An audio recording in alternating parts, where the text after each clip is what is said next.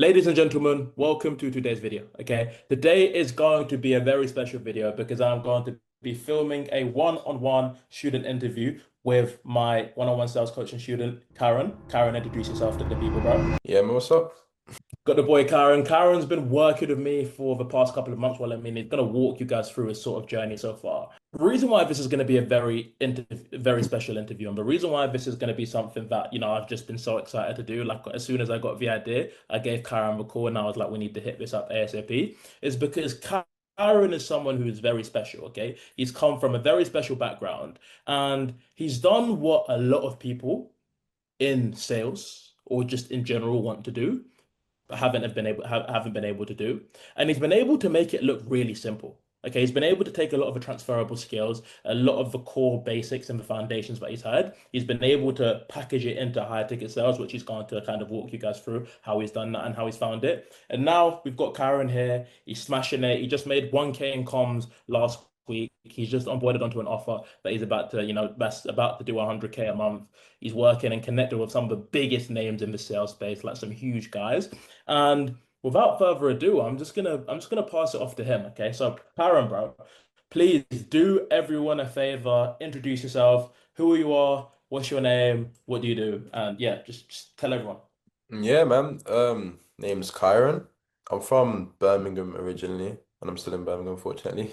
I'm 21 years old, and yeah, man, I'm a closer at the moment, just doing sales. That's really it, man. Humble guy, man. It's as simple as that. I mean, the number one thing I think we've got out of that first intro is that, it's nothing special. Obviously, you're nothing special. You don't come from a special background. You can't say you've got rich parents like me, but Nah. it's like, you know, for what you've done over the past couple of months has been pretty insane. And how fast you've been able to adapt and, how fast you've been able to kind of fit into the role and just fit into the space is really good, bro.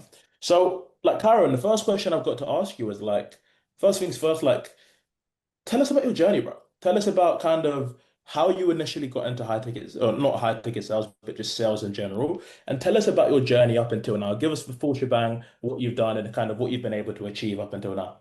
Sales was really a thing where it's like, I was like, you know what? I need to make money, but I don't know how. And the best way to do that with zero capital at the beginning is sales. So I was like, all right, cool. For me to make money, besides getting a job, like job interviews are crazy nowadays, you can't even get one. I was like, all right, cool. How can I make money? Found this door-to-door sales company. I was like, all right, cool, let's do door-to-door. My first door I knocked, it was so terrifying, bro. I was like, oh yeah, do you just want this? I didn't know what I was doing. I was fumbling and I was like, bro, this is actually hard. And I used to do football as well back in the day, like semi-pro, I used to play for like academies when I was like 12, 13. So I found out it's very similar in terms of just learn the skills. All you need to do is learn the skills and then you'll be cool. You'll be good at sales. So the first month in door-to-door sales, I was like, all right, cool. What do I need to do? I was watching everyone, like all the top performers, just taking little bits of what they were doing and just put it into what I was doing. Then yeah, I made around like my first 5K in a month doing door-to-door. I was like, wow, is that it? Just talking to people, finding little patterns, adapting to it, and selling them the product. I was like, all right, cool. Then I was doing that for like 4 months, managing teams and whatnot. And then I was like, there's gotta be something bigger than this. You know what I mean? Like sales is not just capped at door to door.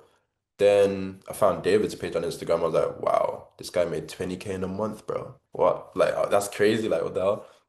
And I was like, yeah, man, this is something I need to tap into. So I was going through his post, liking his post, and I found Temi as well. I was liking his post, like, wow, these guys are dropping some sauce on YouTube.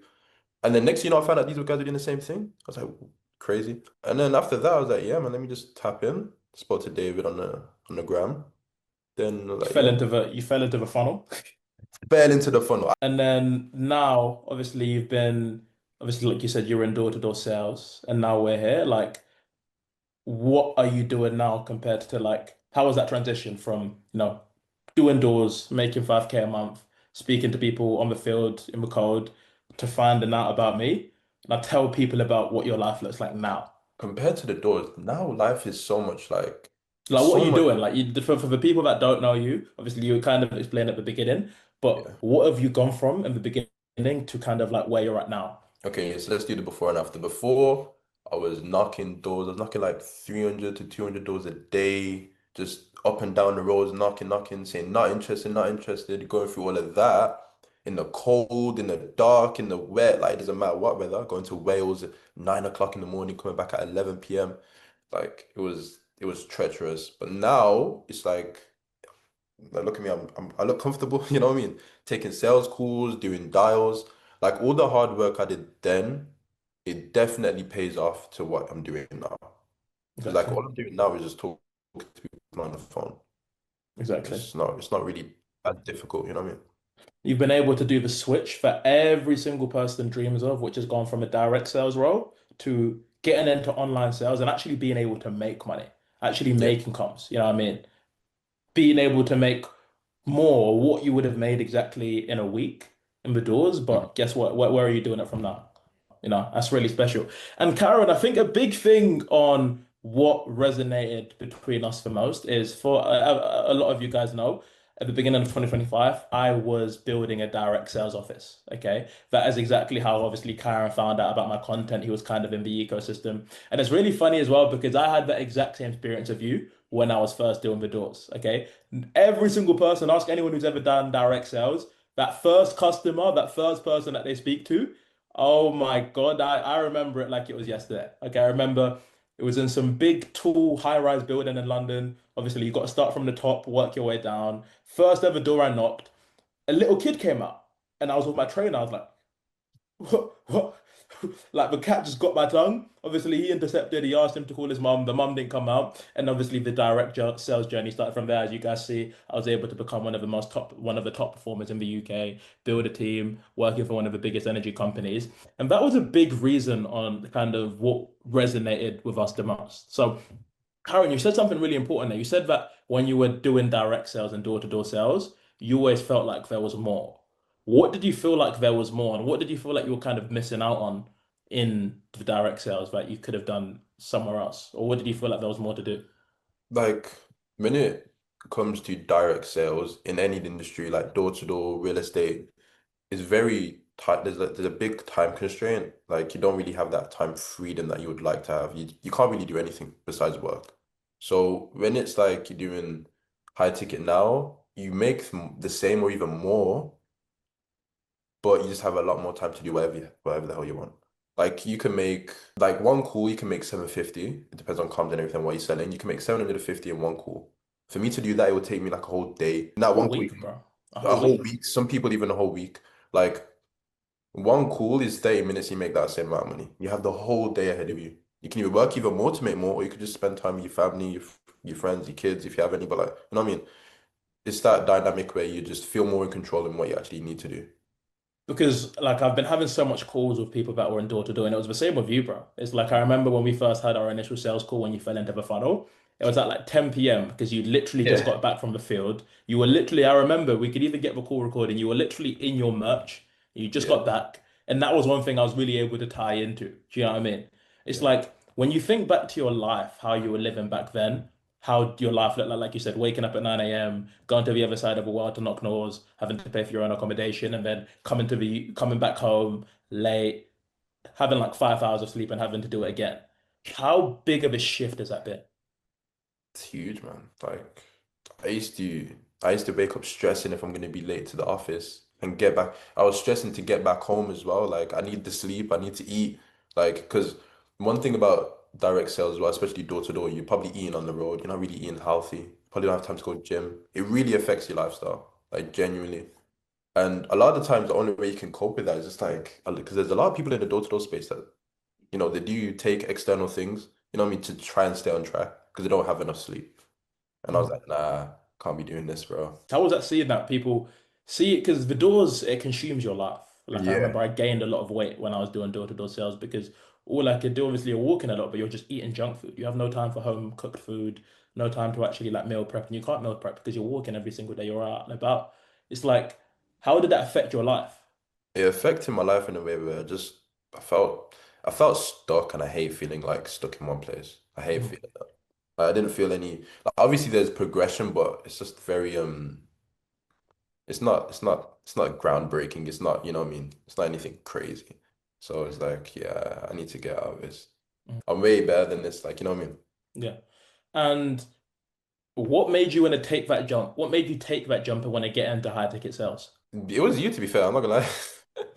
It was generally you, bro. I'm not gonna lie, because remember we had that cool, like we had that Mhm, game plan of what we actually need to do in order to get into high ticket. Like it yeah. was like cool. You're gonna work until like the end of December, January. Then you can actually, like save money, then actually go into it. Because obviously the first couple months is it's a bit hard, which is true. Mhm, I was like, all right, cool. Then after that, it was like, all right, game set. I'm gonna do this, and I'm just gonna quit. That's it. mhm, Like, it really helped me set that goal. But yeah, what really pushed me to do was just like I just didn't see any value in it. Like, I'm mhm, more of a what can I leverage more out of? You know what I mean? mhm, I'm more mhm, of a like, person that what makes sense. Me working 10 hours, 12 hours a day for this much, or me doing this, learning the skill so I can work 30 minutes so I can make this much. It didn't make mhm. sense. And what made your journey really special? What I really enjoyed about working with you, Karen, as well, is that kind of like what you said, I'm not going to say you followed what I was saying from the beginning because we had a lot of calls where I had to G check you. I was like, bro, what are you doing? You're not doing anything. You Yeah. know what I mean? But once I actually put that accountability on you and we set that plan, what I really loved is that you went and followed it. Okay. A lot of people say that they want to do this, they want to achieve this, but they don't do it and they question why they didn't get the result. They question why, they're still in their situation, why they're still knocking doors, why they're still in the cold. Do you know what I mean? But a really big thing that I think helped you so much, and you can tell me what you feel like helped you be able to, I guess, adjust and fit into high ticket sales is that we created that game plan, we created that step-by-step plan, and we gave you clarity, and you did it. Hmm. Do you know what I mean? What else do you think helped you so much based on your background and your experience, be able to obviously do the direct sales and then get into high ticket sales? Like what? What do you mean, then? Say that again, What sorry? what else do you feel like really helped you in regards to like your journey of, being able to break out of door-to-door sales, being in the trenches, So alongside the help getting into high ticket sales? me personally, I don't like feeling like I'm capped. Hmm. Like I'm a Sagittarius, you know what I mean? Freedom is my thing. So it's like I want to feel like I can do whatever I want, and if I feel capped or if I feel like this is not a place where I can see myself actually progressing in the future, I won't really be there. Like I'm a visionary, like I really like to look ahead. So yeah, it was like, nah, this can't be a thing. But even then, like I told everyone in the office, like even the big managers, like some of the guys, and they were like, nah, don't do that. Like they're trying to keep me in, you know what I mean? Like they were trying to like control me and everything. It's like, don't do that, no. Yeah, it's not gonna be good. People get refunds, you won't get any money off of it. I was like, bro, what are you talking about? And I even fueled me even more. It's like, now I'm gonna prove you wrong. Like who the fuck are you? You know what I mean? Like, bro. So yeah, that just fueled me even more, to be fair. Even people in my own team were saying, nah, just stay a couple more months, a couple more weeks. I was like, bro, I'm not doing that. That's the thing about the direct sales space and also just for corporate space in general, right? A lot of people watching this video right now, they're going to be in a situation where they're working their 9 to 5 and they've got these aspirations of, leaving and, making money online. But 9 times out of 10, every single person in their sort of office, like they want to make it sound as if this is the only way. You can't do this. This doesn't work. It's not safe. This is the only way. This is reliable. Stay comfortable. It's kind of like parents, you know what I mean? They never want you to take a risk, okay? And that is what keeps a lot of people stuck. It's what keeps a lot of people in their situation because they listen to that. Do you know what I mean?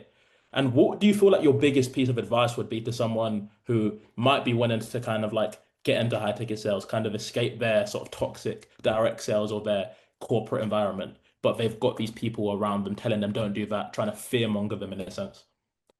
It's something that I think John D. Rockefeller said, comfortability and procrastination is is a sin, bro.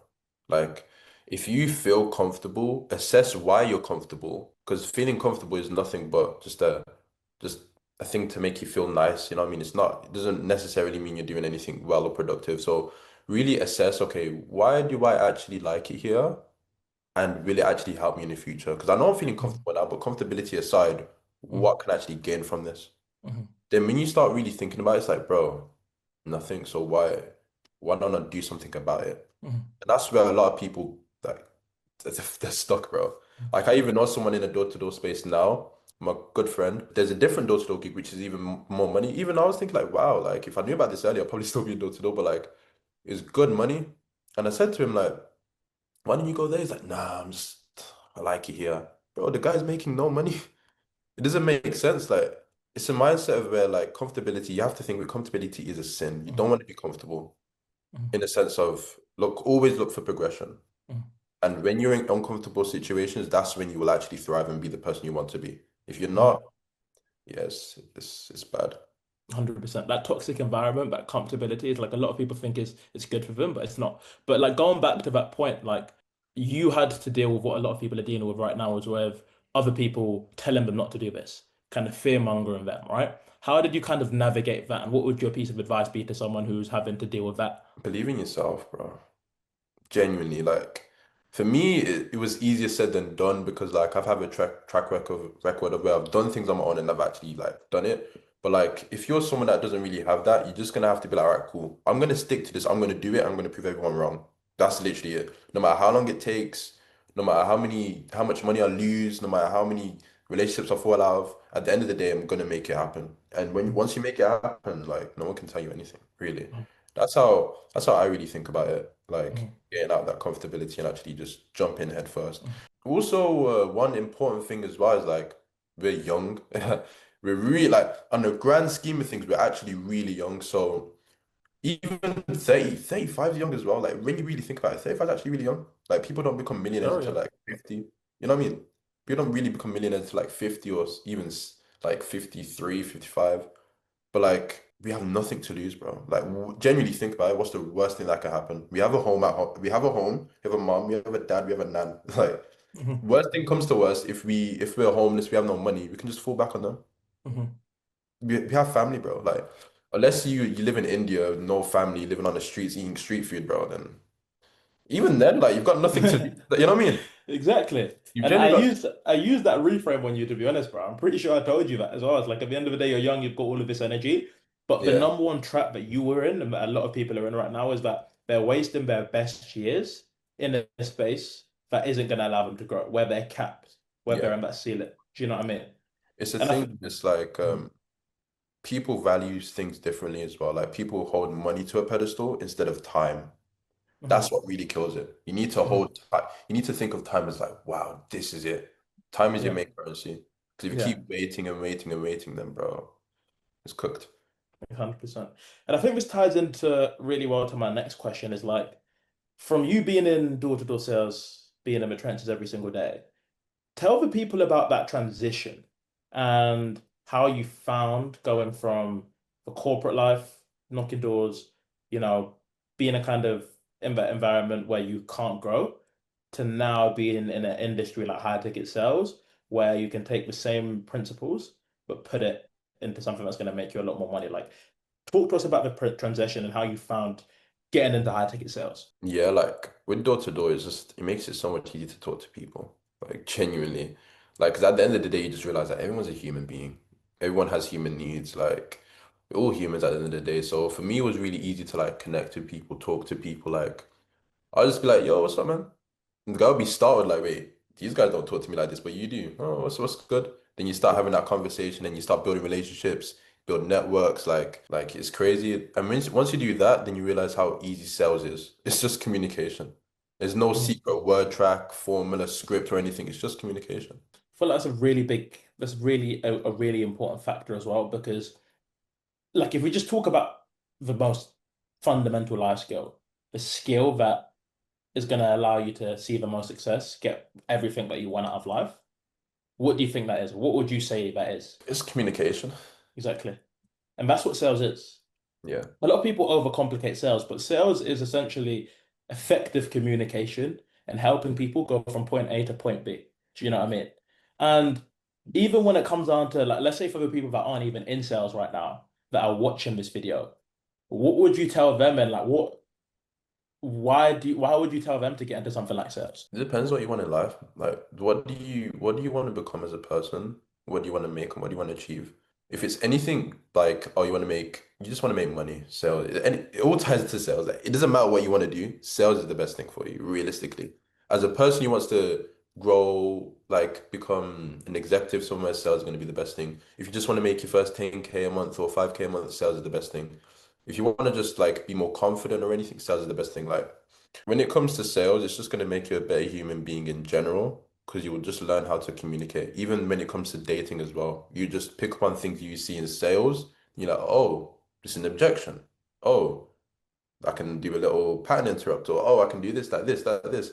And it's like, oh, then you start building relationships with everyone, and it will become way more better. It will Mhm. just become better. Like it's just beautiful sales. I always say sales is life. Like life is Yeah, sales. If you master sales, you master life because there's no single interaction in life where sales will not help you. yeah. If you want to speak to someone, sales. If you want to observe someone and like listen to them, effective listening, guess what? That is also sales. Do you know what I mean? So when it comes down to now, like obviously you're 21, you're making money online, and you know you're in this stage where you're making a lot more money than the average person, the average adult. You're making a lot more money than let's say you'd probably be making on the doors. It's like, how does that feel now? How does that feel that now you've been able to actually take that skill that you've had, take that experience and put it into something like high ticket sales and make a lot more money and be able to build a lot better of a life. It genuinely makes me just feel like, bro, just give me a year, bro, and just see where I'm at. You know what I mean? Like when you learn those skills from door to door and everything just becomes so much easier. Like Mhm. everything becomes so much easier. So like when you learn high ticket sales or you want to offer right now and then you're doing outbound or you're taking calls, it's like, bro, it's just the same thing. Watch me keep doing this every single day. I'm gonna get the results.